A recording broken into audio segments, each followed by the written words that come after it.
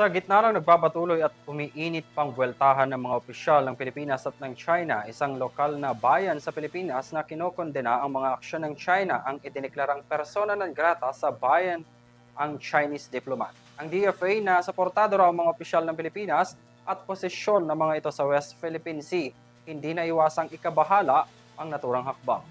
Ang kabuuan ng balita kay Alvin Pelobelio.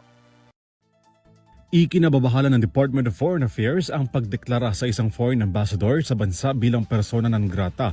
Kasunod ito ng paglalabas ng Munisipalidad ng Kalayaan, Palawan ng isang resolusyon na nagdedeklarang persona non grata kay Chinese Ambassador to the Philippines, Jing Quan. Ito ay kaugnay sa mga pahayag at reaksyon na inilabas ng Chinese envoy laban sa mga opisyal ng pamahalaan na tumitindig sa karapatan at soberanya ng Pilipinas sa West Philippine Sea.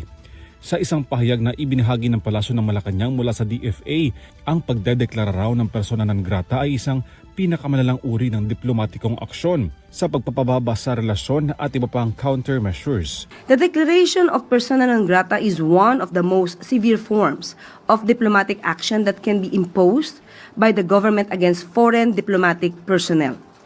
While it is within the remit of the DFA, such an action is an option of last resort. Git ng DFA, dapat umanong daanin pa rin sa diplomasya, dialogo, ang pagdedeklara sa isang diplomat bilang persona non grata. Sa pahayag na inalabas ng Embahada ng China sa Manila, nakahanda na raw umalis ng bansa si Ambassador Jing kung si Pangulong Ferdinand Marcos Jr. ang nag-utos sa kanya dahil tinanggap daw ni Marcos ang pagkatalaga ni Chinese President Xi Jinping kay Ambassador Jing.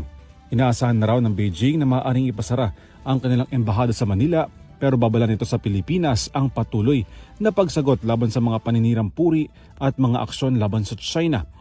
Kabilang naman sa natalakay sa ASEAN Foreign Ministers Retreat Meeting ang Code of Conduct in the South China Sea, bagay na nais ng maisapinal ng Pilipinas upang maiwasan na ang pagtaas ng tensyon sa West Philippine Sea. Para sa Euro TV News, Alvin Pelobelio sumasaludo sa bawat Pilipino.